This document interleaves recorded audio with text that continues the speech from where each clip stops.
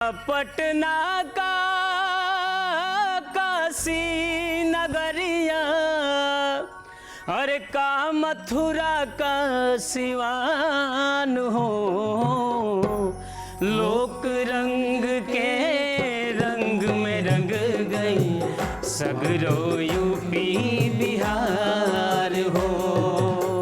लोक रंग के रंग में रंगे गई सारा यूपी बिहार हो। का पटना का काशी नगरिया, का पटना का काशी नगरिया, का मथुरा का सिवान हो। लोक रंग के रंग में रंग गई सारा यूपी बिहार हो। लोक रंग के रंग में रंग गई सारा यूपी बिहार हो। सगरो यूपी बिहार हो।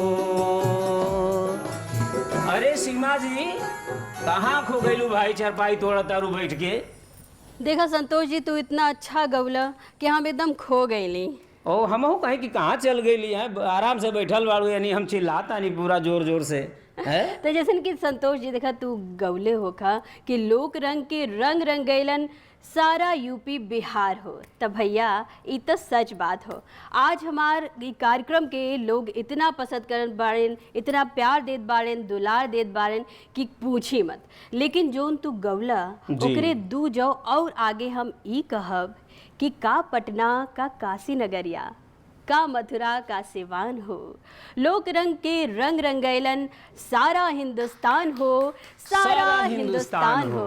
तब भैया खाली यूपी बिहार नहीं बल्कि सारा हिंदुस्तान जौन बा लोक रंग के रंग में एकदम रंग गइल बा, छा गइल बा, मस्त हो गइल बा, बल्ले बल्ले करत बा। बिल्कुल बिल्कुल रउआ सही कहतानी। हमहू के लोग फोन करता, मैसेज करता कि ई कई दिन से रउआ पोस्ट डालतानी, कैसन जौन है तो लोक रंग शुरू के संग कार्यक्रम चालू भइल बा, हमनियो के बुलावला, बहुत एकदम चर्चा हो गइल बा पूरा उत्तर प्रदेश, पूरा देश में हल्ला हो गइल बा। बिल्कुल, तो हम अपन जनता जनार्दन से कहब कि ऐसे ही अपन प्यार बनवले रही, दुलार बनवले रही, ताकि हम लोग ऐसे ही झूमत रही, नाचत रही, गावत रही और एक से बढ़कर एक गीत गवनी लेके आवत रही। देखा सारा हिंदुस्तान जौन बाकी एकरा के बहुत सराहता। तो यही के साथ ही चला अब शुरू कर जाए। एक बार फिर से आप सबका बहुत बहुत स्वागत बा दूरदर्शन उत्तर प्रदेश के सबसे बड़का शो लोक रंग शुरू के संग में। तो नमस्कार।